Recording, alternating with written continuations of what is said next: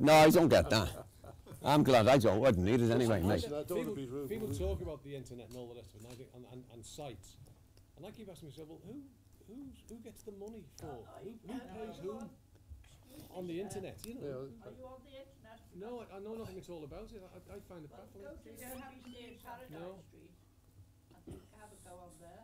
BBC in Paradise Street. Yeah, and if you go in now and log on to But when we go out, it goes to Copenhagen, and it's handled from there. They handle all that. And that's distributed all over the world. That's distributed all over the world, what over you Europe. Here. Yeah. But at the moment, you just see, you merely... It's also recorded on video, and they have an archive upstairs of all the work they've done over the last 3 years. And so if you were on the internet, you could get it up there, you could go right through it, and you might see something you're interested in, you log on and you get it. You know, so what if you want to have an interview about it, feel free. Here's a microphone, so if you want to ask any more questions. Well, Frank is the most articulate, and also the most photogenic. where have you all appeared from? Are you now interviewing me? No. when you say you're touring Liverpool, when you say you're touring... Really, that was only to try and... I know, just get into the buses. I'm going to say, we can get a big scout. But what we are, we're inside people. Yeah, like that's what we are mainly. All over Liverpool. That's what we are. You're the two gentlemen who were doing. And Okay.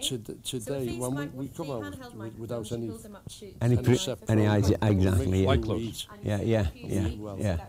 And John say yes. is with us Oh, today. yes. He doesn't normally come with us, he's partially sighted. Yeah. Well, we've So come it from, brings- we live in Eastham. John at the back there lives in Upton, but we're all from the Wirral. But I am a real Scouse. I like it, I like that. I'm from Islington, You get that and in. in fact my Auntie May lived in one of these high I rise. on Everton Brow. Why don't you introduce me? Well, Yeah. we're trying to forget you. Danny in the middle here is from Birkenhead. Yeah. Oh, well, We'll do a little shot of Danny in the middle. Danny in the Right middle there. ahead, John. Okay, that's okay. Danny in the middle there. he's from Russia. Yes. I've got one though. Red Danny. He's got a big hat, yeah, because he's got a big head. He's from originally from downtown Birkenhead, but he also is living in Eastham at the moment. I see. And we, So he's not a born Scouse. he's not a born Scout. We too, actually- Scouts. His We name, never had any meat. his real name is Seamus O'Finkelstein. And he reckons he's Scouse, but I reckon he's just an Irish Jew. I think he's just an Irish Jew. You'd be all right when you build the next bridge. Yes, Danny and I, we come over virtually every Friday and just walk around town I see. and have something to eat and so on. And But do we've brought John out today to give him a bit of a day out as well. Where do you finish off in the bars? Pubs? Well, Danny would like to, but I don't drink, so I we see. we tend to he go means back is he there. doesn't no pay. excuse. Yeah. You don't have to drink to go into the pub. No, well, actually, he got a surprise because we were in Concert Square, and I said, "Should we have a pint?" We And he's only just getting over it because I paid. should have had a camera, shouldn't you? Well, yes, we always enjoy our days out, and coming in here, we've seen this being built over the couple of years, and the tea thing next door, and we thought we'd come in and just have a look around. And the cinemas upstairs are very interesting. Oh, yeah. But this I find very, very interesting. And how does one become involved with it? I mean, did you have to be part of this HAT? HRTG. HRTG. Well, we live in the Maltese in Sefton Park. Did you? We do. You do? We I see, do. yes, yes. You do, I I live do. in Nottingham. Vera lives in. We live all over Liverpool. Vera lives in Do the you? high I rise. see. You're not You mean yes. you've got no house? Yes, I know not yes, yes. Gene, don't tell them I became involved because I'm the best spoon player in the world. He's not Because here, Mr. at Pelly. the- He's been here. He doesn't belong to our exclusive group Yes. of high rise. Well, what I mean, is it Oh, like, members yeah. open to outsiders? I mean, say, could I join? You can join this place, the fact, but you can't join the high-rise tennis group. I see, We have to be a I'm rep on from the, too. which we are reps, I see, yeah. and then we're as second I high-rise. feel at any moment I should wave my hand. Or play spoons. Voluntary workers, we don't get No. paid. We get expenses, of course. Excellent interest, isn't it? Pardon? Some of us do. See what I mean, what you've got to work for? So you just can't get the stuff. It is very interesting. It's called? Yes, well, we're good at that anyway. Well, yes, thanks very much. Do you want to say something, Danny? I'd love to interrupt, but time marches on. Or do you want to say bye-bye? Yes, certainly. Be most interesting. It is excellent. Yeah, we're all very relaxed, as you can see, when we're dealing with the media.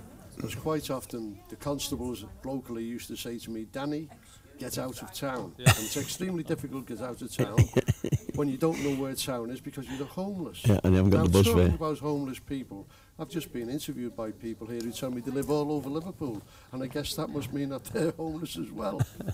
Thank you very much, but I'd love to stay with you longer, but I've got to leave. Brilliant. I'll just hand over to John to say cheerio. So it's bye-bye from me. Bye-bye, bye-bye. I don't say a great deal. I can never get a word in Edgware for about 2 minutes. That's Okay, it. thank you very much, John. When I say I'm interested, 10 minutes ago I didn't know such a thing existed. It's been nice to meet you. Yeah. Oh, yeah. Oh, it's interesting. I said we've had some laughs. We've done shows about ghosts and flying saucers and things like that. He'd love to stay here all day, but I've got a program. I've got places yeah, to go that's and right. things Yeah, to do in the next 2 hours. And we'll come over and you want to see, you want to get round Well, and we see had it, breakfast see the at thing. Caesar's Yeah, Palace. yeah, That's yeah. not bad, is it? Oh, I can't be bad, can I? Yeah, very nice. $3.99, a great big plate. Yeah, includes yeah. beans. Yeah. Caesar's Palace, you know, opposite Lewis's. It's a very, very modern. Obviously, it's glass and Yeah. chrome and all Yeah. that, but good food. Yeah. Oh, we get around a bit with this gang. We were in Copenhagen in December for 4 days. Well, Frank is ex-stage. He does MC clubs and things Yeah. like that, as you can tell by the chats. Yeah, So yeah. he's interested in anything like this. Oh, yeah. Oh, we had a brilliant day. Wednesday just gone. Where did you Fabulous. That was it. I said he had a third birthday party. Did this go? Yeah. tennis it here? bit Was it here in the fact? here in this room. We had it laid out. We had a 4-piece quartet. Oh, see, you'd have loved it then. Oh, no. We had a 4-piece Like quartet. members, public people. Public came in. There was a buffet laid on, and there was a glass of bubbly, you know. Oh, well, anything like that. we had Anything for free, We whatever. had a wine test tasting. What he said, love that. Actually, one of the projects for today, we always have mini projects, and one Yeah. of them today, my son, who's a psychotherapist, he wants to bring his wife out before her birthday for to a nice place. Yeah. He doesn't know too much about Liverpool. A nice place. So I said, because he's made a couple of important phone calls, I said, I'll go to 2 or 3 places, get all the information for you, and then Yeah. you can choose what you want. So being Yeah. to the Tea Factory, I'm going to the Bridewell down in bottom of Duke Street there, and I'm going to John Aldridge's new place, the place, Yeah. and 3 or 4 places like that, and I get all the information. That's and nice. And then he can phone up and he can take by the way he knows what he's doing, to Yeah. a nice place, you see, because he doesn't have time with his work. Yeah. Because he has his work all day and private clients in the evening. Yeah. So they're working literally all the time. But the beauty about that is, if you're looking for one specific thing in Liverpool, a lot of them usually hidden away down Side Street. People know about them, but you don't. Well, And you they go and only have a know the meal. main- They only know the main drags. You Yeah, see. yeah. So if you go and say, went to this place, and somebody said, what? Oh, you should have gone to that. And where's that? Oh, down there. And you go, So it's didn't only, know. and it's only 5 minutes away. Yeah, once yeah, you know exactly, where to yeah. But he's going to get involved in deep conversation, and I'm not having it. Because you people are going to go with your work. So Plus we're he- going to plus break he's the- along with we're her going to husband, make a you know, move so. and drag him out. Hi, did him. I'm Anthony. I'm glad glad you you spotted our deliberate mistake. We put one of them in deliberately every show just to see if anybody notices, and you I'm actually delighted. I'm came reading. across brilliant. Bernie's going to attend to this. Can I just For many things. mic up, So Tony? you want to, do you want to just sit down That's here? it. Abby? Got to, can you get to the You can do it here, I think. the ideal position is right on your chin, but that might be too far on us, so I think we'll try it on the side here. Try it. I've had it many times before. Yeah, that's it. I get the car, take the cam back if it's in So the John, wrong what I would place. say about that is because Anthony's probably going to be speaking to, well, he will be speaking Yeah. to Eddie, not unless he's Yeah. going to ignore it. I would clip it on this side. On the Remember what we side. said about centralising? That's right, but the saying sound? around all the time. Yes. So this is the Tenant Spin project. It was set up 4 years ago. It started off with setting up a studio in the oldest tower block in Liverpool in social ownership, which is Coronation Court. That's your battery. And so around us we've got some of the tenants who've been working on their own webcasting project for the last 4 years. So effectively they set up their own TV station partly as a mechanism to talk to one another across all of the tower blocks in the city, but also as a way to speak to other kind of communities around the world who share the context in which they're living. And do you have sort of regular community who log on to this site, and do you know them by name, and do you recognise them when they come on? Yeah? Yes. Yeah. They can't say that they're all that regular, but when they come on, we know. Say Right. So you know who Scheindal is? yes, used to work at Bath. So there is, just to say what's happening here for the next couple of minutes, is that I'm Eddie Berg and I'm the director of FACT, and today Anthony Minghella is with us very briefly, but we are delighted to have him around, and Anthony is here in his capacity as chair of the BFI, not here specifically as a director of several movies. So, Anthony, it would just be interesting to get your reflections on FACT, having been in the building an hour, and you know, given that you're chair of the BFI and looking at the way in which the BFI itself is likely to develop a set of new aspirations and initiatives over the next few years. How do you see something like FACT fitting into those kind of new contexts for the BFI? Well, I think, you know, jealousy and envy are the most significant emotions I've experienced since I've been here today, because this is an amazing building. Just the range of activity that's going on here, how beautiful the cinemas are that you have, and how audience friendly they are, and how new and glamorous everything is, because I think that one of the things that we struggle with at the British Film Institute is that it's rather like an older person. You know, it's been around for a long time. It may have all of the aspirations and dignities and wisdoms of age, but it needs refurbishing. And you have this brand new building which is fit for purpose. The machines are all extravagantly new and modern and impressive, and because of that they're able to harness the new technologies. You know, we're going from room to room, seeing people playing with sound, playing with images, manipulating them in a way that's very rare for most people to have access to. And the fact that it is accessible, that it is transparent, that this group here around me are people who've come in to use this building and to use this space.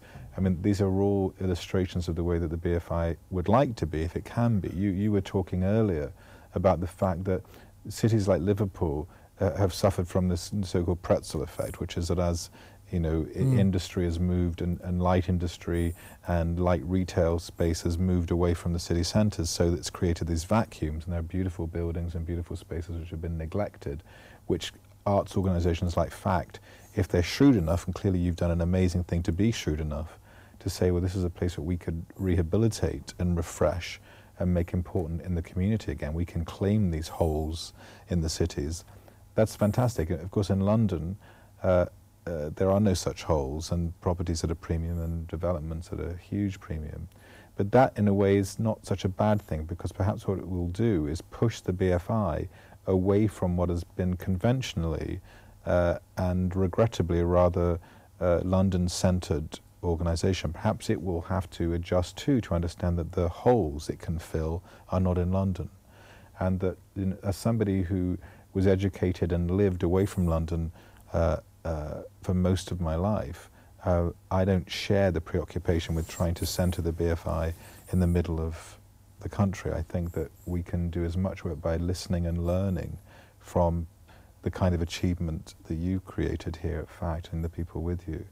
And maybe we have to contemplate now a new dispensation of the BFI where we do listen to the sort of clustering of the caudal noises from around the country and say that this is how we should change, this is how we should be, this is the new way of the BFI. It's regrettable, of course, that what happened, that people like me who learnt about film and fell in love with film in the Hull Regional Film Theatre, which was a BFI gift, as it were, and the seasons and the programmes came directly from the NFT.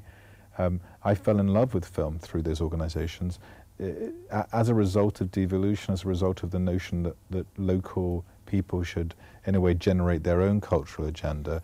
The downside of that is that BFI has had its tentacles removed, perhaps correctly, and we now have to learn a new way that we can speak and listen and be in harness with FACT and all the other great institutions around the country in a way that makes sense. And as you said very eloquently when we were having our cup of coffee, better coffee than we can serve at the BFI and better cups and nicer rooms and nicer tables, was that we have to listen, we have to ask the right questions, we have to decide whether the BFI is going to be partner-led as an institution in the future, whether we're going to try and set an agenda and find partners who will carry that agenda with us. I think probably a mixture of both, but there is a bright new dawn. Amanda Neville's taken over as director of the BFI. She's come from Bradford. She brings with her another sense of that Britain exists away from you know, the areas within the M25, and I think that's a refreshing noise, a refreshing transfusion, and the BFI will change. It's going to change, I hope, in the time that I've got there. And there's an energy for change, and an energy to know that film is not the same thing anymore. You know, film is, the moving image has been, film directors now get up in the morning, they don't necessarily put film through a camera. They don't necessarily look at their film on a Steenbeck. They don't necessarily project their film anymore. The way of making film is changing. What constitutes film is changing. What constitutes television is changing. What constitutes, I mean, this is an extraordinary thing to be in this room, knowing that this is available over the internet. Is an extraordinary phenomenon that we all have to brace ourselves to adjust to, and the BFI has to brace itself and adjust to it as quickly as filmmakers do. Well, that's fantastic. Thanks, Anthony. Any questions before we go? Because we haven't got very long. So, John, I know you're a man who always has a question. Well, I'd like to ask Mr. Mingella. As a film director and a very noted film director, could you just satisfy our taste for knowledge on this subject? Does it call for a huge imagination to make you stand out from other directors? You have the top men, make the big extravaganzas, you have the very good filmmakers, you have the men at the bottom who turn films out like a... Does it call for a great imagination? Does it help you? Is it necessary? Is it essential? I thought you were going to ask me about why Portsmouth managed to beat Liverpool in the FA Cup. Well, I didn't know I was going to be allowed some subjects today because I'm a huge Portsmouth fan, and we've just enjoyed a notable bit. I'll probably get something thrown at me as I walk out. Well, you're playing Everton on Saturday, tomorrow. We're playing Everton tomorrow. So you're an Evertonian as well?